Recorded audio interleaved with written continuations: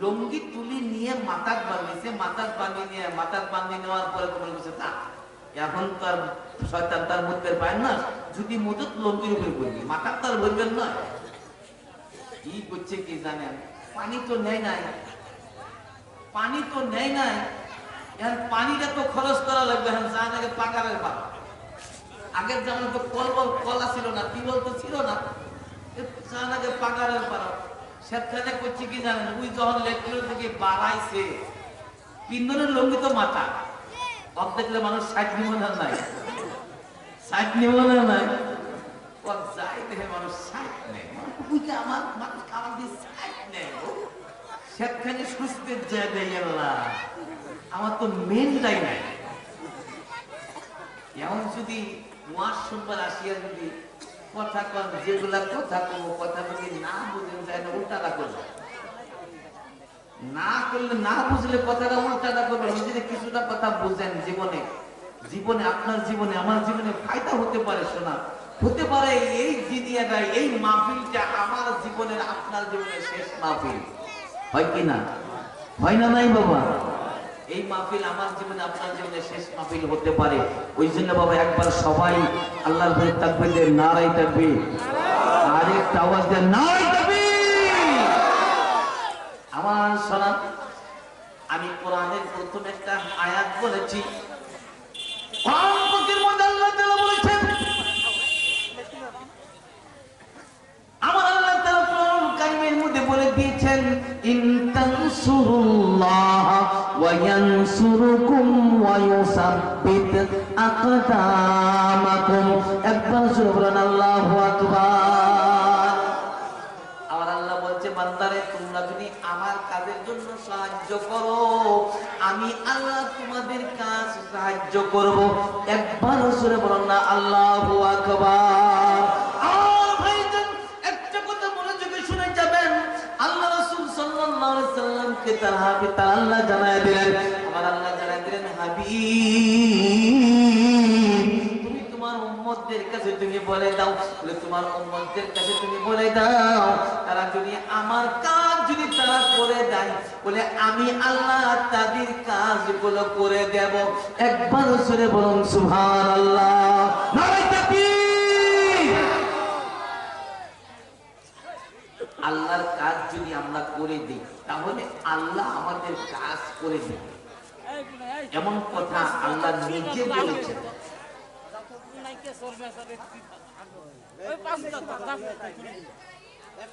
দ্বিতীয় নাম্বার আরেকটা আয়াতের মধ্যে বলেছে, ফাযকুরুনি আযকুরুকুম ওয়াশকুরুলি ওয়ালা তাকফুরুন। একবার জোরে বলেন আল্লাহু আকবার, আরেকবার প্রাণ খুলে বলেন আল্লাহু আকবার। যুবকগুলা কয় না, জোরে কও আল্লাহু আকবার। যুবকের মধ্যে হিংসা আছে, এ বাবা কারা কারা যুবকরা হিংসা করে হাত তুলেছে দেখি, এটা সুবহানাল্লাহ কও না, কে বাড়ি থেকে না করছে। এবার যদি তোমরা সুবহানাল্লাহ না কাও, আমি তোমাকে জন্য দোয়া করব, তোমরা যদি বউ পাও।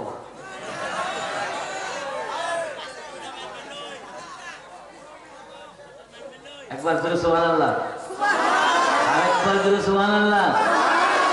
আমার আল্লাহ বললেন যে বান্দা তোমরা যদি আমাকে স্মরণ করো, তোমরা যদি আমাকে স্মরণ করো, আমি তোমাদেরকে স্মরণ করব।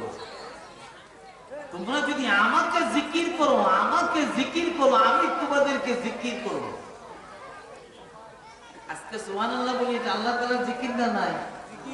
আমরা যদি বাবা একবার যদি বলি, আমার আল্লাহ বলেছেন বান্দা তোমরা যদি একবার একটু আওয়াজ দিয়ে বলো, আমি তোমার আওয়াজের চাইতে 10% বাড়ায়া দেই। জোরে বলেন, আরেকটু জোরে বলেন, আরেকবার বলেন। শুধু তাই নয়, বলে বান্দা তোমরা যদি 100 বলতেছে বলো, আমি আল্লাহ তাআলা তোমার কাছে আমি 1000 বলতেছে আসমানের জমি আসমানের বুকে ফেরেশতাদের সামনে বলি। জোরে বলেন সুবহানাল্লাহ, আরেকবার জোরে বলেন সুবহানাল্লাহ। আমার ভাইজান ওই যাবেন দাদা, কথাটা একটু সময় মনে রেখে দিবেন। আল্লাহ রাসূল সাল্লাল্লাহু আলাইহি ওয়াসাল্লাম তার হাবিব, তার আল্লাহ পাক রব্বুল ইজ্জত তার হাবিবকে জানায় দিচ্ছে, হাবিব তুমি তোমার উম্মতদেরকে বলে দাও, তারা যদি এক বলতে যদি আমার নাম বলে, আমি তাদের জন্য 10 বলতেছে আমি আমার আরশ মহল্লার মধ্যে বলে দেই। সমস্ত ফেরেশতাদেরকে হুকুম করে দেই, ফেরেশতারা রে, আমার এক বান্দা আমার নামে সুবহানাল্লাহ পড়েছে, তোমরা তার জন্য 10 বার 10 বলতেছে, তোমরা সুবহানাল্লাহ বলো। একবার জোরে বলো না আল্লাহু আকবার। একটু সময় কথাটা শুনে যাবেন, একটু সময় কথাটা শুনে যাবেন। আমি একটা কথা তুলে ধরতে চেয়েছিলাম। আল্লাহ রাসূল সাল্লাল্লাহু আলাইহি ওয়াসাল্লাম হাদিস পাকের মধ্যে বলেছে, মান সালিমাল মুসলিমুনা মিন লিসানি ওয়া ইয়াদি আও কামা কানা আলাইহিস সালাতু ওয়াস সালাম। আমার রাসূল বললেন, এই পৃথিবীর বুকে সবচাইতে ওই মানুষটা সবচাইতে ভালো, ওই মানুষটা সবচাইতে ভালো মানুষ যে মানুষটা তার মুখের দ্বারায় অন্য মানুষকে যারা কষ্ট না দেয়, ওই মানুষটাও আরো ভালো। বলে যে মানুষটা তার হাতের দ্বারাই কাউকে কষ্ট না দেয়, ওই মানুষটা দুনিয়ার বুকে সবচাইতে ভালো। আল্লাহ রাসূলের জীবনের মধ্যে দেখেন, আমার রাসূল মক্কার জমিনে যখন বাস করতো, দাদা মক্কার জমিনে যখন বাস করতো, আমার রাসূল সাল্লাল্লাহু আলাইহি সাল্লাম একদিন দেখলেন যে আরবের জমিনে অভাব অনাটন পড়ে গেছে, প্রত্যেকটা মুসলমানের ঘরের মধ্যে খাবার নাই, মুসলমানের সন্তানগুলো ক্ষুধার কারণে কাঁদে। আমার রাসূল মদিনার সভাপতি, আমার রাসূল মদিনার প্রেসিডেন্ট বাবা, আমার রাসূল মনে মনে দেখলেন মদিনার মুসলমান সন্তানগুলো কাঁদে, মুসলমান সন্তানগুলোর ঘরে খাবার নাই, মুসলমান সন্তানগুলো মায়ের কাছে যার যার যার যার হয়ে কাঁদে। যে সন্তানগুলো মায়ের স্তনের দুগ্ধ পান করে, মায়ের স্তন পান করাতে চায় না, সন্তানগুলো মায়ের স্তন মুখে লইয়া লইয়া কাঁদে। কারণ হলো মায়ের স্তন থেকে সন্তানের জন্য আহার বেরোচ্ছে না, মায়ের খাবার নাই, মা না খাওয়া, মা অসুস্থ, মা না খাওয়া, মা সন্তানগুলোর জন্য দুগ্ধ খাওয়াইতে চায়। মা সন্তান দেখবেন, বাস্তবের মধ্যে দেখবেন দাদা, যদি কোন মায়ের সন্তান যদি আছে, মা সন্তান দিয়ে দেখবেন মায়ের স্তনে যদি দুধ বাহির না হয়, সন্তান কাঁদে না, সন্তান খাইতে চায় না, কাঁদে।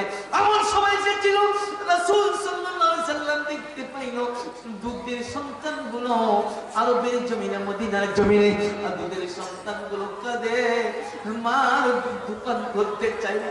আমার রাসূল একজন ইহুদির কাছে গিয়েছিলেন, ইহুদিকে বললেন, ইহুদি রে, আমার সন্তান, আমার মুসলমান সন্তানগুলো কাঁদতেছে, তাদের বাড়িতে কোনো খাবার নাই, তুমি আমাকে একটা মাসের জন্য, 2টা মাসের জন্য আমাকে তুমি 10 মণ খেজুর দিবানি। একবার শুনে বলুন সুবহানাল্লাহ। ইহুদি মনে মনে চিন্তা করেছিল, বলে রাসূল এই সময় মুহাম্মদ যদি আমার কাছে খেজুর হাওলাত নাই, বলে 2 মাস পরে দিবে। এর আগে আমার একটা সুযোগ, আমি মুহাম্মদকে এটা নিয়ে অপমান করতে পারবো, আমি মুহাম্মদকে এটা নিয়ে বেইজ্জতি করতে পারবো। ও মুসলমান রাসূল বলার সঙ্গে সঙ্গে বলছে, মুহাম্মদ বলে তোমার কতগুলো খেজুর লাগে তুমি নিয়ে যাইতে পারো। আমার রাসূল সাল্লাল্লাহু আলাইহি সাল্লাম 10 মণ খেজুর নিয়ে প্রত্যেকটা মদিনার মুসলমানদের ঘরে ঘরে ঘরে ঘরে খেজুর বাটিয়া বাটিয়া খেয়ে দিলেন। আর মুসলমান নারীদেরকে বললেন, বিবিরা রে, ও আমার সাহাবীর স্ত্রীরা, তোমরা শোনো, বলে খেজুরটা খাওয়ার পরে তোমাদের বুকের মধ্যে দুধ এসে যাবে, তোমাদের সন্তানদেরকে ভালো মতো দুধ পান করাবে, সন্তানদের কান্না থেমে যাবে। কিন্তু বাবা, আমার রাসূল এই কথা বলতেছেন কিছুদিন যাওয়ার পর আমার রাসূল দিনের কাজ করতেছে, রাসূলের টেনশন, বলে আমি অমুক একজন কাফিরের কাছ থেকে, বলে অমুক একজন বেদিনের কাছ থেকে আমি 10 মণ খেজুর হাওলাত করেছি, বলে আমি 2 মাস পরে দেওয়ার জন্য প্রস্তুতি নিয়েছি। আমার বাবা ওই সময় 2 মাস হওয়ার আগে 1 মাস নাই যাইতে যাইতে কাফিরটা মনে মনে ভাবলেন, মুহাম্মদকে এখন বেইজ্জতি করার সময়। ওই সময় আমার রাসূল সাল্লাল্লাহু আলাইহি সাল্লাম হযরত ওমর রাদিয়াল্লাহু তাআলাকে নিয়ে সফর করছেন, সফরে যাচ্ছেন বাবা। আমার রাসূলকে ওই সময় বেদিন পাশানি ইহুদি বানাইয়া আমার রাসূলের কলারটা কাপা দিয়ে ধরেছিল আর বলছিল, মুহাম্মদ, ও মুহাম্মদ, তুমি বলো বলো বলো বলো বলো, আমার খেজুর গাছ তুমি হাওলা দিয়েছিলে, আমার খেজুর দেওয়ার টাইম ছিল, তোমার খেজুর দেওয়ার টাইম পার হয়ে গেছে, তুমি এখন আমার খেজুরটা দাও নাই রে মুহাম্মদ। বলে, মুহাম্মদ, তুমি এখন আমার খেজুরটা তুমি পৌঁছাইয়া দাও নাই। বলে, এই মুহূর্তে যদি তোমাকে আমার খেজুর পৌঁছায় দিতে হবে, নচেত আমি তোমাকে একটা পাও এখান থেকে লড়তে দেব না। জুড়ে জুড়ে বলেন নাউজুবিল্লাহ। আমার ভাইজান, ইতিহাস খুঁজে দেখবেন, আমার রাসূল ওই সময় ইহুদির উপরে কোনো না খারাপ নজরে তাকায় নাই, কোনো খারাপ মুখে কথা বলে নাই, কিন্তু আল্লাহ রাসূলের হাতটাও কোনো সময় আগায়া দেয় নাই ইহুদির শরীর থেকে হাতটা সারানোর জন্য। কিন্তু বাবা, তার সঙ্গে একজন সাহাবী ছিল, ওমর রাদিয়াল্লাহু তাআলা আনহু।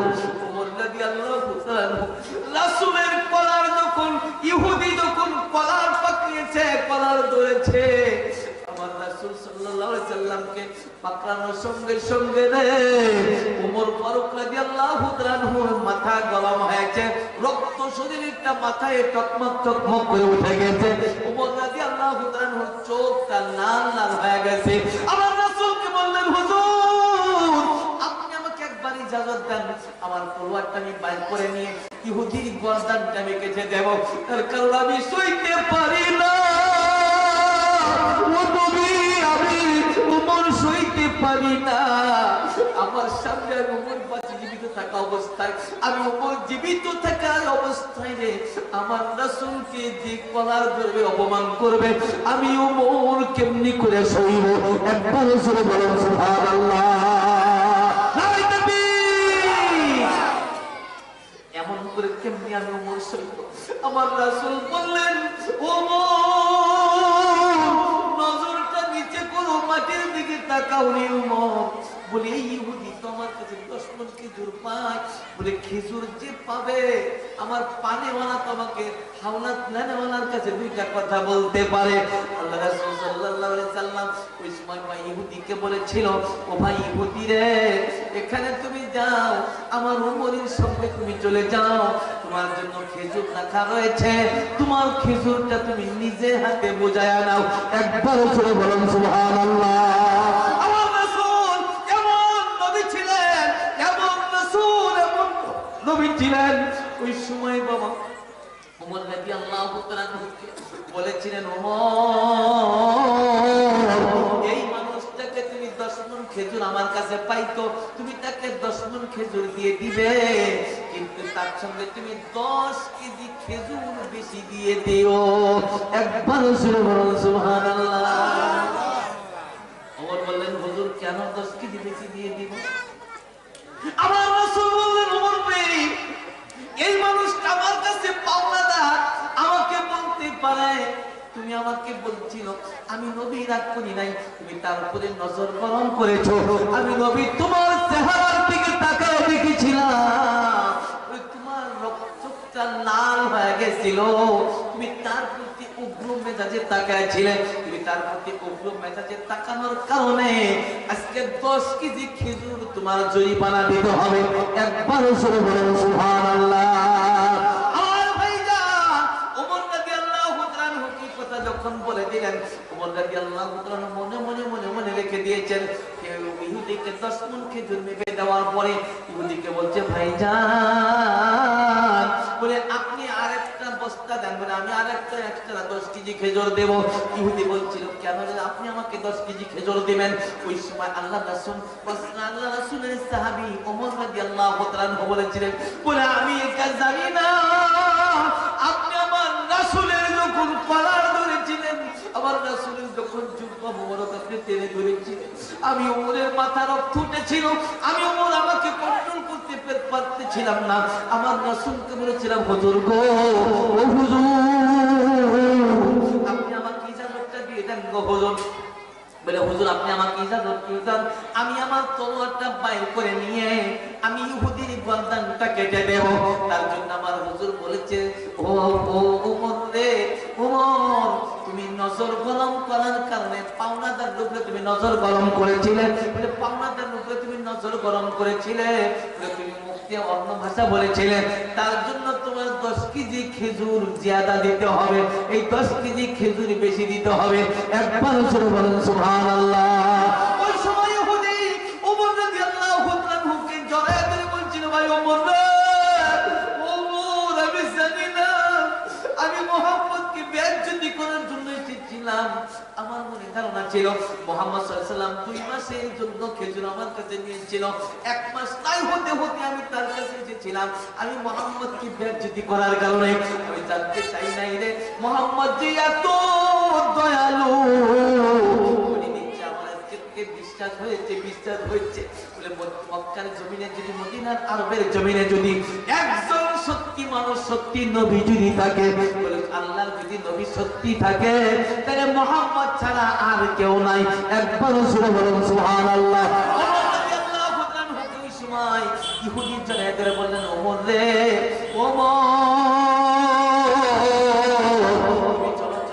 চলো আমাকে আমার রাসূলের দরবারে নিয়ে চলো রে ওমর, আমাকে কলিমা পড়াইয়া মুসলমান করে দাও। জোরে জোরে বলেন লা ইলাহা ইল্লাল্লাহ, জোরে জোরে লা ইলাহা ইল্লাল্লাহ, আও জোরে লা ইলাহা ইল্লাল্লাহ, লা ইলাহা ইল্লাল্লাহ,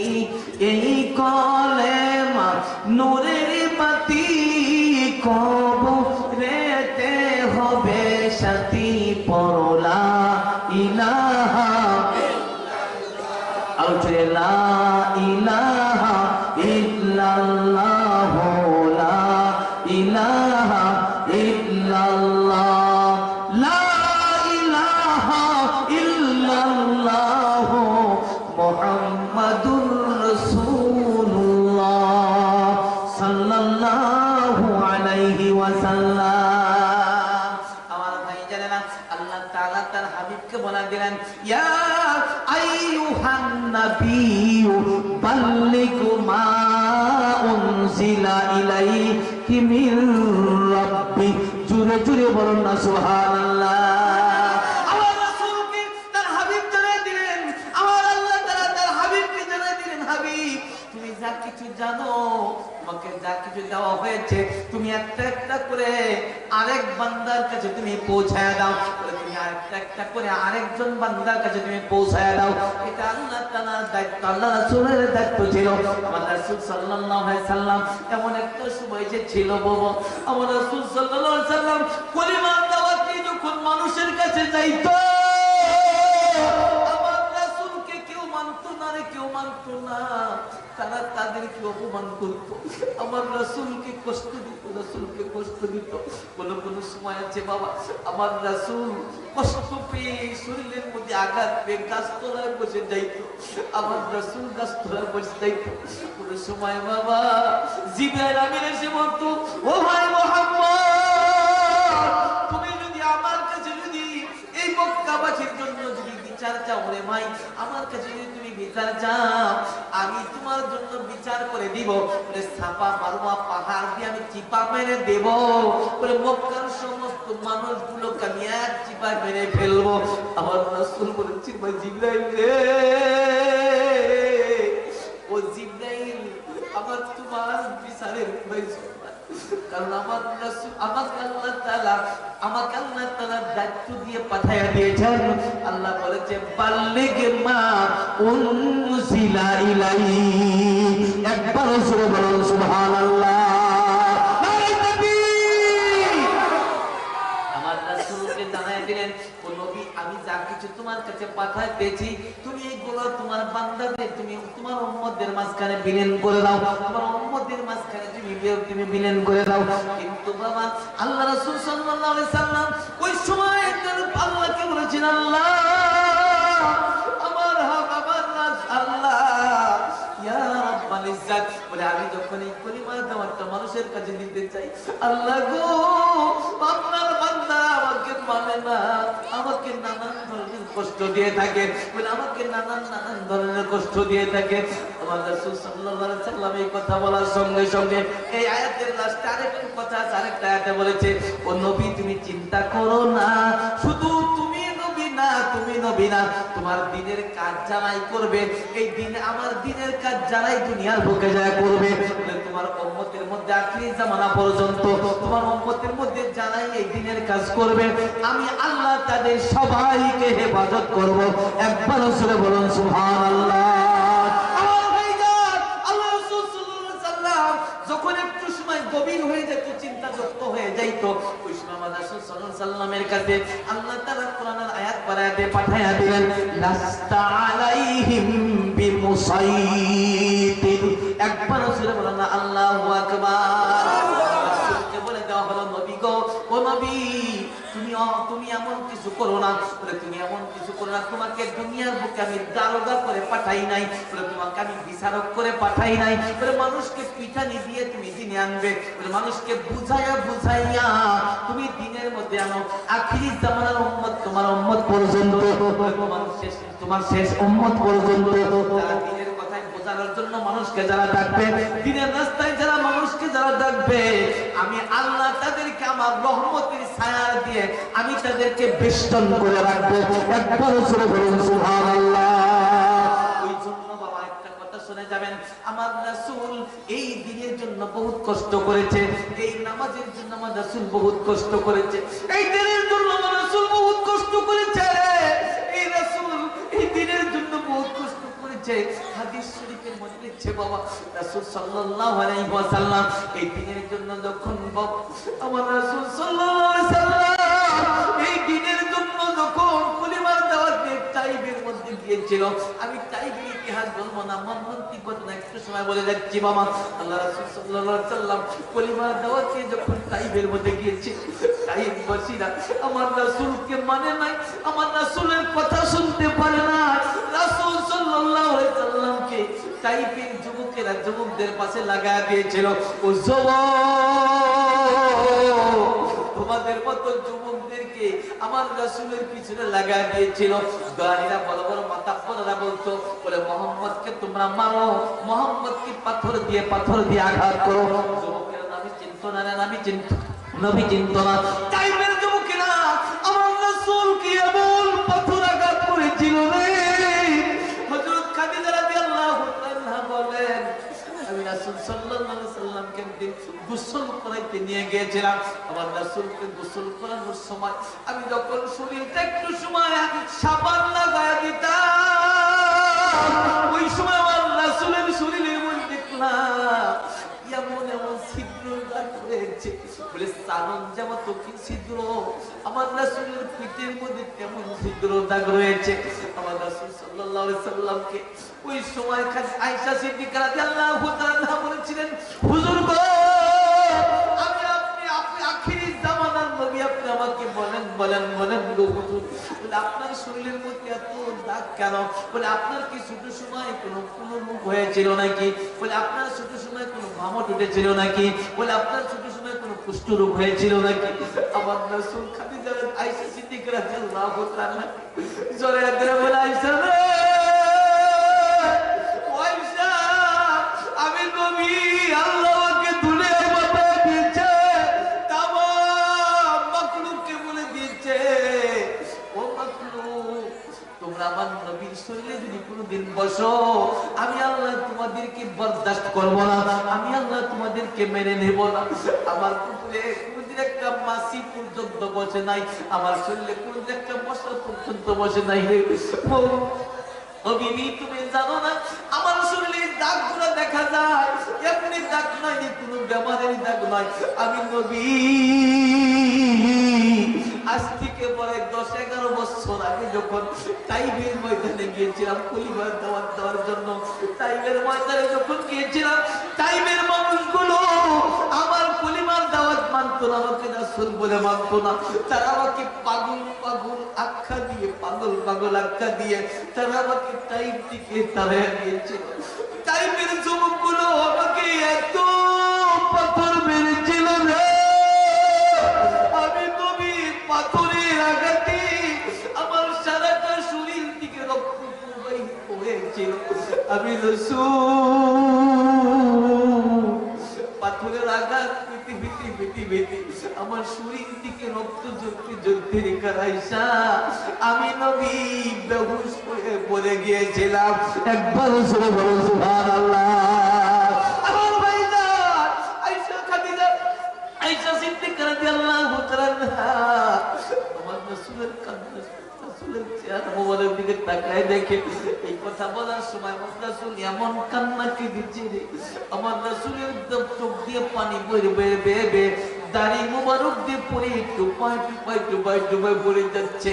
রাসূল সাল্লাল্লাহু আলাইহি সাল্লাম বলে, ও আয়েশা তুমি জানো না আমি যখন বেহুশ হয়ে যখন পড়েছিলাম রে, আমি টাইপের যুবকদেরকে বলতাম, ও টাইপের যুবকেরা তোরা আমাকে আর পাথর মারিস না, আমি নবী পাগল নই, আমি মুহাম্মদকে পাগলের মতো দেখা যায় না বলে আমি এত সুন্দর একটা মানুষ যেটা আমাকে আল্লাহ তাআলা বিশ্বের সবচেয়ে সেরা সৌন্দর্য করে তৈরি করেছে, আমি পাগল নয়। তোমরা আমাকে পাগল বলে আখ্যা দিও না, আমাকে তোমরা পাগল বলে মেরো না। এমন সময় বাবা আল্লাহ রাসূল বেহুশ হয়ে পড়ে রয়েছেন, যুবকেরা পাথর মারতে আছে। একজন সাহাবী, বৃদ্ধ সাহাবী, জ্ঞানী সাহাবী ওই সময় দেখেছিলেন যায়েদ রাদিয়াল্লাহু তাআলা আনহু, ওই সময় দেখেছিলেন বাবা আমার রাসূলকে তাইফের মানুষেরা কে জানো গোলাপানগুলো যেন পারাপারি করে ঢালাইতেছে।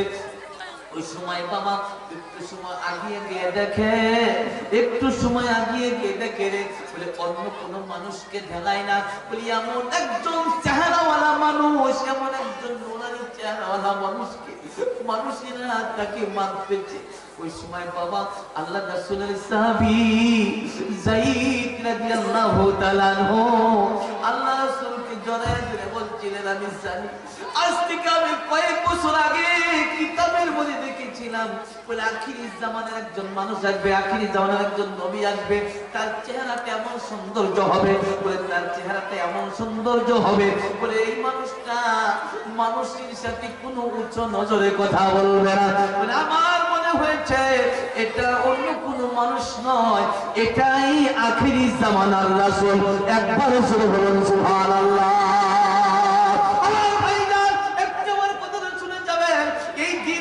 করার জন্য আমাদের পর্যন্ত পৌঁছানোর জন্য আমার রাসূল এত আলোক করেছে।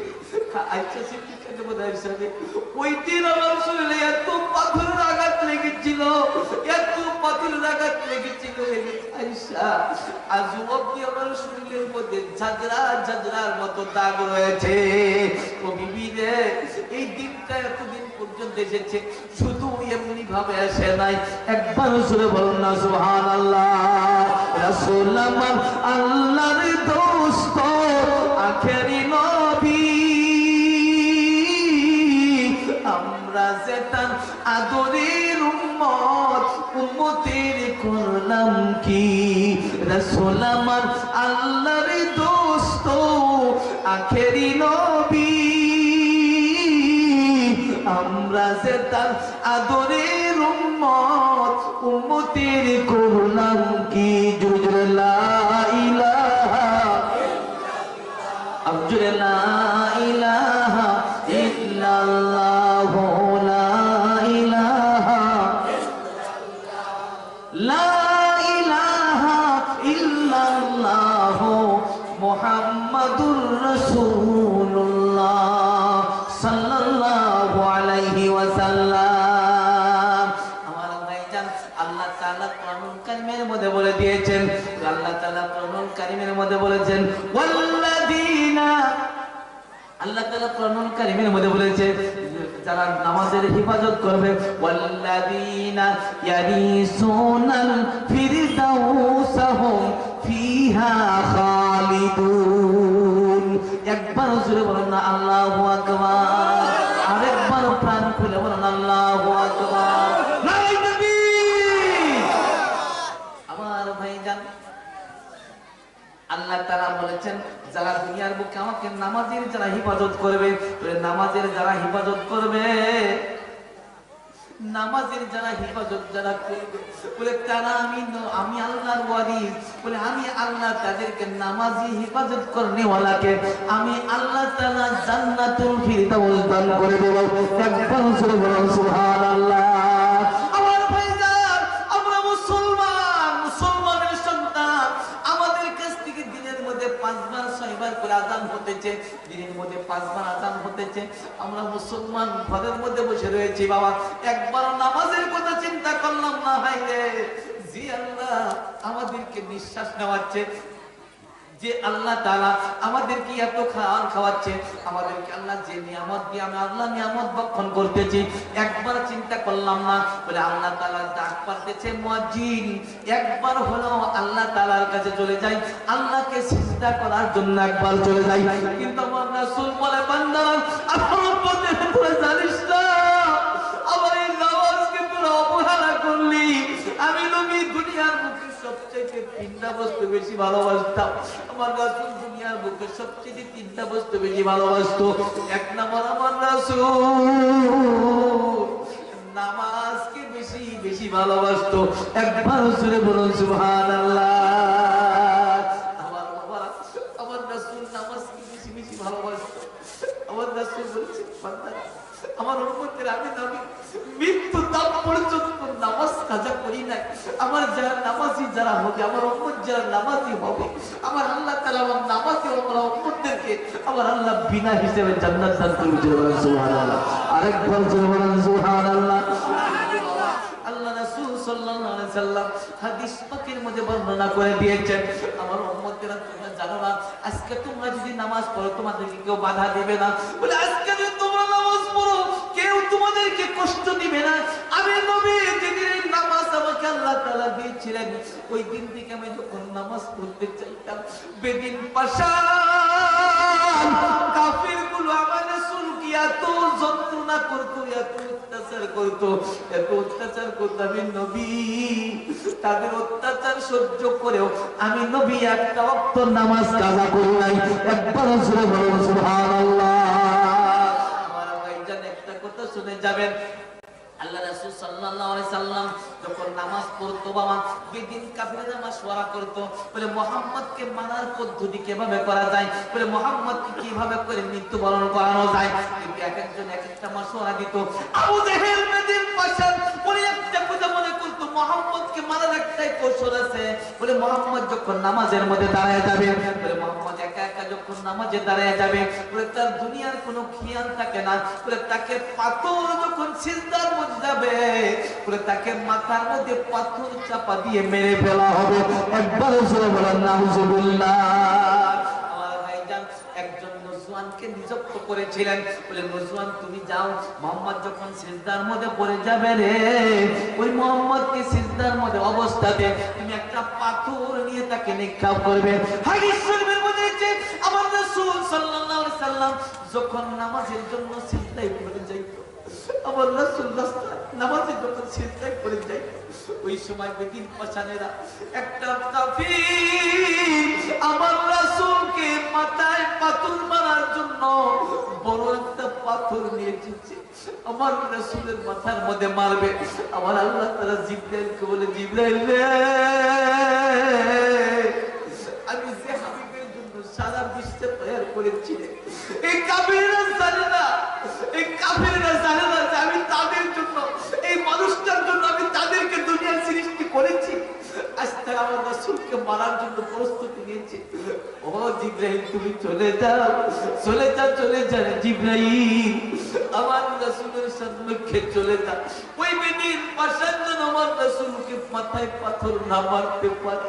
ওই সময় বাবা জিবরাইল আলাইহিস সালাতু সাল্লাম অন্য কোনো বেশ পাই নাই, আমার রাসূলের শীতানের মধ্যে উটের অবস্থায় হাজির হয়ে গেছে। একবার জোরে বলুন সুবহানাল্লাহ। ওই কাফের মুসলমান যখন আমার রাসূলের মাথায় পাথরটা নিক্ষেপ করবে, এমন সময় দেখলো জিবরাইল আলাইহিস সালাম এত বড় উট হয়েছে, হা করে বেদিন কাফেরকে খাওয়ার জন্য রেডি হয়ে গেছে। ওই সময় বেদিন পাশান দেখে দৌড়িয়া ফেলে, পাথর ফেলে দিয়ে দৌড়িয়া আবু জেহেলের গ্রুপের মধ্যে যে হাজির হয়েছে। একবার জোরে বলুন সুবহানাল্লাহ। আবু জেহেলকে যা বলতেছে, তোমরাও বলো ও লিডারেরা, তোমরা জানো না মোহাম্মদকে মারা সম্ভব হবে না বলে আমি যখন গেলাম, আমি গিয়ে দেখলাম যখন পাথরটা নিক্ষেপ করবো অবস্থাতে আমি এত সুন্দর করে দেখলাম নিক্ষেপ করবো বলে, তখন দেখলাম হা করে এত বড় একটা উট আসতেছে বলে পাথর শুনতে আমাকে যে গিলে খাবে একটু জায়গার মধ্যে বাঁচবে না। জোরে বলুন সুবহানাল্লাহ। আমি তার জন্য মোহাম্মদকে মারতে পারি নাই। ওই সময় বাবা আবু জেহেল মনে মনে ভাবলেন তোমাদের কারো দ্বারাই কাজ হবে না বলে আমি নিজেই মোহাম্মদকে মারার জন্য যাব। আবু জেহেল বসেন রাসূল সাল্লাল্লাহু আলাইহি ওয়াসাল্লামকে ইন্তেকাল করার জন্য পাথর মাথায় নিয়েছেন ছেলে, পাথর মাথায় নিয়ে যখন রাসূলের কাছে যখন মারবে, এমন সময় রাসূলের সামনে তাকায়া দেখে রে দুইটা বাঘ আমার রাসূলের সম্মুখে দাঁড়ানো রয়েছে। একবার জোরে বলুন সুবহানাল্লাহ।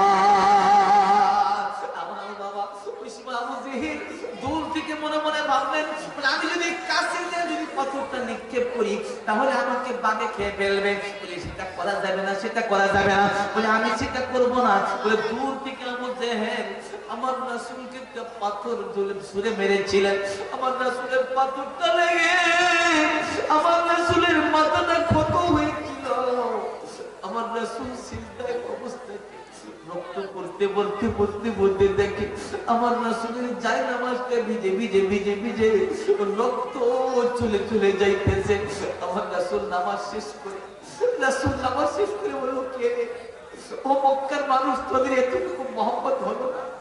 আমি নবী তোদের কিন্তু কোনোদিন কোনো কথা বলি নাই, আমার হাতের দ্বারাই কাউকে আমি কষ্ট দেই নাই বলে আমি কাউকে আমার জবানের দ্বারাই কষ্ট দেই নাই। তোরা জানিস জানে মানুষ আমি নবীকে আমি মুহাম্মদকে তোরা এমন মারা মারলি, আমি রাসূলের মাথা দিয়ে আমি মুহাম্মদের মাথা দিয়ে রক্ত প্রবাহিত হতেছে, আমার সারাটা শরীর ভিজে গেছে রে। আমি মুহাম্মদ রক্তমাখা শরীরটা লইয়া যদি সারা মক্কার জমিনে যদি ঘুরি, আমি মুহাম্মদকে কেউ জিজ্ঞাসা করবে না, কারণ আমি মুহাম্মদের মানাই রে জগতি ছেলে যদি কোথায় বিদেশে মারা যায়, ছেলে যদি বিদেশে মারা যায়, দেশের মানুষ দেখার আগে জানে মায়, ছেলে যদি বিদেশে মারা যায়, দেশের মানুষ জানার আগে জানে মায়। কত মানুষ দেখি ভাই দুনিয়ায় মায়ের মতন আপন কেহ নাই রে নাই, মায়ের মতো আপন কেহ নাই রে নাই। একবার জোরে বলুন আল্লাহু আকবার। নারে তাকবীর। আমার ভাই জানেরা আমার রাসূল সাল্লাল্লাহু আলাইহি ওয়াসাল্লাম আমি মুহাম্মদের মানে আমি যদি সারা দিন রক্তমাখা শরীর নিয়ে যদি ঘুরি, আমি মুহাম্মদকে কেউ জিজ্ঞাসা করবে না মুহাম্মদ তোমাকে কে আঘাত করেছে, কে তোমাকে রক্ত করেছে। আমি মোহাম্মদকে কেউ জিজ্ঞাসা করবে না, আমি মোহাম্মদকে কেউ জিজ্ঞাসা করবে না রে। এই দুনিয়ায় যদি আমার মা থাকতো, মা যদি থাকতো, আমি নবীর যদি মা দুনিয়ায় থাকতো রে, ও কাফিররা তোরা জানিস না, মা সন্তানের ব্যথা পাওয়ার সঙ্গে সঙ্গে সন্তানকে কুলে জড়াইয়া ধরে চুম্মা করে, সন্তানকে কুলে জড়াইয়া ধরে চুমা দেয়। আমি নবী 6 বছর বয়সে মা হারাইছি, জন্ম থেকে আমার বাবা দেখি না, আমি জন্মের পর থেকে আমার বাবার চেহারাটা আমি দেখি নাই। 6 বছর বয়সে আমার মাকে হারাইছিলাম। ও মক্কার মানুষেরা তোরা জানিস না, আমি নবী সারাদিন যদি রক্ত মাখার শরীর নয়, যদি এই মক্কার জমিনে ঘুরে আমাকে কেউ জিজ্ঞাসা করবে না বলে মোহাম্মদ তোমাকে কে রক্তাক্ত করেছে। এমন সময় বাবা হাদিস শরীফের একটা প্রভাতের মধ্যে রয়েছে, হাদিসের একটা তাফসীরের মধ্যে রয়েছে, আল্লাহ রাসূল সাল্লাল্লাহু আলাইহি ওয়াসাল্লাম রক্ত মাখা শরীর নিয়ে ক্লান্ত অবস্থাতে পাহাড়ের গুহায় গিয়ে আমার রাসূল বসে বসে আল্লাহর কাছে কাঁদতেছে। জিবরাইল আলাইহিস সালাম আমার রাসূলের কাছে এসে বলেছিল, নবী গো, ও নবী, আমাকে আমার আল্লাহ আপনার কাছে পাঠায় দিয়েছি গো নবী, আপনি যদি মক্কার মানুষদের যদি বিচার চান, ও নবী, আমি মক্কার মানুষদের বিচার করে দিব। আমার নবী বলেছিল, জিবরাইল রে, ও ভাই জিবরাইল, আমি মক্কার মানুষদের যদি বিচার চাই রে, মক্কার মানুষ যদি সবাই যদি মরে যায়, সবাই যদি মরে যায় রে, ও জিবরাইল, আমি আমার কলিমার দাওয়াত কার কাছে গিয়ে পৌঁছাবো? লা ইলাহা ইল্লাল্লাহ, জোরে জোরে লা ইলাহা ইল্লাল্লাহ, আরো জোরে লা ইলাহা ইল্লাল্লাহ, আরো জোরে লা ইলাহা ইল্লাল্লাহ, লা ইলাহা ইল্লাল্লাহ, লা ইলাহা ইল্লাল্লাহ, মুহাম্মাদুর রাসূলুল্লাহ। আমার রাসূল সাল্লাল্লাহু আলাইহি সাল্লাম বলেছে, ও জগতের মানুষেরা, আমি নবী জীবত ইতিম ছিলাম রে, ও নবী আমার উম্মতেরা তোমরা জানবে, তোমরাও যেদিন ইতিম হয়ে যাবে, মা যাদের নাই, মা থাকতে মা যদি চেনো না, বলে দাঁত থাকতে যদি দাঁতের মর্ম না জানো রে, দাঁত যেদিন পড়ে যাবে দাঁতের মর্মটা কি বুঝতে পারবে? বলে মা থাকতে মা চেনো না, বাবা থাকতে বাবা চেনো না, বাবা যেদিন দুনিয়ার থেকে বটগাছটা তোমার মাথা থেকে সরে যাবে, বটগাছটা যেদিন তোমার মাথা থেকে সরে যাবে, সেটাই তুমি বুঝবে। বলে বাবার মর্যাদাটা কি ছিল? বলে মা যেদিন দুনিয়া থেকে চলে যাবে, মায়ের মর্যাদাটা তুমি বুঝবে। বলে মা দুনিয়াতে কেমন ছিল, মা কি জিনিস ছিল। বাবা আমার জীবনের মধ্যে বাস্তব জীবনে আপনাদেরকে একটু একটা নিয়ে শোনা যাচ্ছি। বাবা বাস্তব জীবনের মধ্যে আমার বাবা 2004 সালের মধ্যে ইন্তেকাল করেছে। আমি তো হুজাইর জালালিয়া মাদ্রাসাতে পড়ি, হুজাইর জালালিয়া মাদ্রাসাতে যখন পড়ি, এর আগে যখন মামা বাড়িতে আসতাম, আমার বাবা আমার মতো একজন নগণ্যকে আলিম বানানোর জন্য, একজন নগণ্যকে আলিম বানানোর জন্য আমার বাবা গাড়ি নিয়ে নিয়ে আমাকে 4 বাড়ি স্টেশন পর্যন্ত আগে নিয়ে যেত। কিন্তু বাবার একটাই স্বপ্ন ছিল, হাইরে হায়, মামার সন্তান যেন বড় আলিম হয়ে যায়। 2005 সালে যখন বাড়িতে আসলাম, যখন আবার দারুল হাদিস জয়নগরের মধ্যে এডমিশন নিব, এমন একটা কথা জন্য আমি যেদিন গাছিটা যাওয়ার কোলে কোলে নিয়ে যাচ্ছি, ওই সময় আমার বাবার কথা অনেক মনে পড়েছিল। এই সময় যদি আমার বাবা থাকতো, ওই গাছিটা আমার বাবা নিয়ে ওয়ে নিয়ে যাইতো, আর বলতো আমার সন্তান 1 বছরের জন্য যাচ্ছে, তোর কত কষ্ট হবে। আর বলতো তুমি চাদর নিয়েছো, বলে তুমি কি তোমার কাপড়গুলো নিয়েছো, বলে কাপড়গুলো সব যদি নেওয়া হয়, দেখো আবার চেক করে দেখো। যার দুনিয়াতে বাবা আছে সেই বাবার মর্যাদা বুঝবেন দাদা। আমার আল্লাহ তাআলা কোরআনুল কারীমের মধ্যে বলে দিয়েছে, আবিল ওয়া কাদা রাব্বুকা আল্লা তা'বুদু ইল্লা ইয়াহু وبالوالدين إحسانا একবার জোরে বলুন আল্লাহু আকবার আরেকবার প্রাণ খুলে বলুন আল্লাহু আকবার কারিমের মধ্যে বলেছে বান্দারা আমি আল্লাহ তাআলার ইবাদতের পরে তোমরা তোমার মা বাবার সাথে ভালো ব্যবহার করো বলে মা বাবার সাথে ভালো ব্যবহার করো মার সাথে যদি ভালো ব্যবহার করো তুমি জান্নাত পাবে বলে বাবার সাথে যদি তুমি ভালো ব্যবহার করো জান্নাত পাবে আমি বলতে শেষ করছি বাবা আমি সংক্ষিপ্ত একটা কথা বলে যাব না একটু সময় কান দিয়ে শুনে যাবেন একটু সময় ধৈর্য সহকারে শুনে যাবেন দাদা আমি মফিলে কে জানো আছে মাহারা কে জানো মফিলে বাবা হারানি জানি না কে জানো মাহারা বলে এই মফিলে বসে আছে আমি জানি না রে আমি কে জানো বাবা হারা বলে আমি এই মফিলে আমার এই মফিলে বসে আছে আল্লাহ জানি না আল্লাহ লইয়া তোমার অনেকগুলো বান্দা নিয়ে তোমার কাছে এসেছি আল্লাহ আল্লাহ এই মানুষে কে জানো মা হারাইছে আল্লাহ এই মানুষে কে জানো বাবা হারাইছে আমি জানি না রে আল্লাহ আমাদের মা বাবার কবর গুলোকে তুমি জান্নাতের বাগিচা বানায় দাও একবার শুনে বলো সুবহানাল্লাহ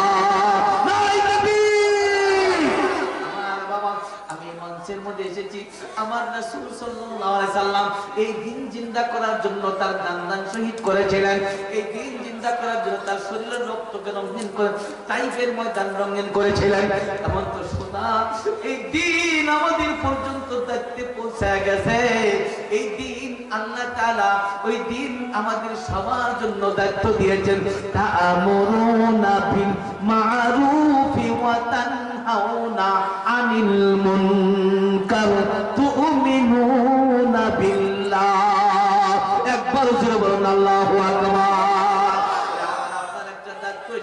বলে আমরা ভালো কাজের জন্য আদেশ করতাম আর অসৎ কাজ থেকে আমরা বিরত রাখতাম অসৎ কাজ থেকে আমরা বিরত রাখতাম যদি আমরা ঈমানদার হতে চাই যদি আমরা ঈমানদার হতে চাই আমার রাসূলের দ্বীনের জন্য এত মেহনত করেছে এত কষ্ট করেছে এই দিন আমাদের পর্যন্ত এসেছে বাবা আমাদের সম্মুখ থেকে দিন চলে যাচ্ছে দিন নিস্তেনাবুদ হয়ে যাইতেছে এই দিন চিন্তা করার জন্য কোন একজন মানুষ আছেন জানি না আমি একজন নগণ্যের হাতে সর্বপ্রথম দাঁড়ায় যাবেন বলে হুজুর গো আমি আমার মাকে কবর দেখেছি আজকে মা যদি থাকতো মা মা বলে ডাকতাম সন্তানকে মা বলে ডাকি মেয়ে সন্তানকে মা বলে ডাকি আমার মার মনে আমার মনে শান্তি পায় না কিন্তু মা দুনিয়াতে নাই মা কবরে শুয়ে আছে এমন একজন আল্লাহর বান্দা দাঁড়ায় যাবেন বলে আমার মা কবরে শুয়েছে মার কবরে কি হচ্ছে আমি জানি না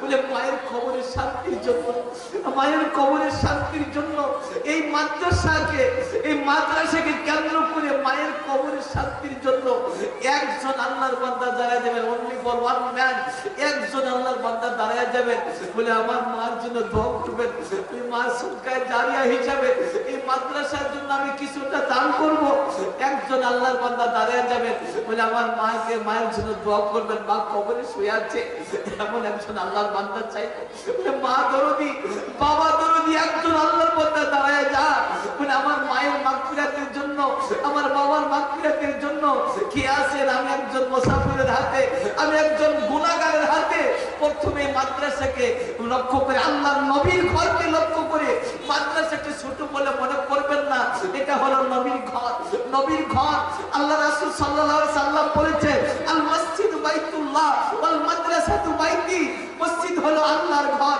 আর মাদ্রাসা হলো আমি রাসূলের ঘর রাসূলের ঘরকে রক্ষা করার জন্য একজন মানুষ দাঁড়ায় যাবেন আমি মুসাফিরের হাতে আমি একজন নগণ্যের হাতে বলে আমি আল্লাহ হুজুর আপনি আমার মায়ের জন্য দোয়া করবেন আমার বাবার জন্য দোয়া করবেন আল্লাহ যেন আমার মা বাবার কবরকে শান্তি দেয় আমার মা বাবার কবর যেন জান্নাতের বাগিচা করে দেয় এমন একজন বান্দা দাঁড়ায় যাবেন যুবকদের মধ্যে দিকে যাচ্ছি এমন একজন আল্লাহর বান্দা দাঁড়ায় যাবেন বলে আমি গুনাহগারের হাতে 10,000 টাকা দিবেন আল্লাহর ঘরের জন্য রাসূলের ঘরের জন্য 10,000 টাকা দিবেন আমি আপনার ভাইয়ের জন্য দোয়া করব আল্লাহর কসম করে বলছি আল্লাহর কসম করে বলছি আমি আপনার ভাইয়ের জন্য দোয়া করব আল্লাহ যেন আপনার মাকে বাবাকে আল্লাহ যেন আপনার বাবাকে জান্নাত নসিব করে।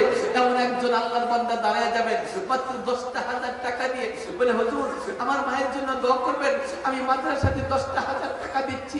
একটা আল্লাহর বান্দা দাঁড়ায় যাবেন, বাবা আমি আপনার মায়ের জন্য দোয়া করব। আমার সোনারা একটা মান্দা দাঁড়ায় যাবেন, এই মাহফিলে কি আছেন জানি না, মা দরদি কি আছেন জানি না, বাবা দরদি কি আছেন জানি না রে, মার মাগফিরাতের জন্য এই মাত্র 10,000 টাকা দিয়ে যাবেন। আমি নগণ্য দোয়া করব, আল্লাহ যেন আপনার মা বাবার কবরকে জান্নাতের বাগিচা বানায় দেয়। একবার জোরে বলো না আমিন, আরেকবার প্রাণ খুলে বলো না আমিন। একজন বান্দা আসেন 10,000 টাকা দিবেন, আমি বলছি আপনার মায়ের জন্য দোয়া করব, সমস্ত মানুষদেরকে নিয়ে দোয়া করব। এই কবরস্থানে কার মা আছে জানি না, কার বাবা আছে জানি না, বাবা এমন একজন বাবা দাঁড়ায় নয়, এমন একজন মায়ের সুসন্তান দাঁড়ায় যাবেন, বলে এমন একজন সুসন্তান দাঁড়ায় যাবেন, বলে আমার মার নামে আমার বাবার নামে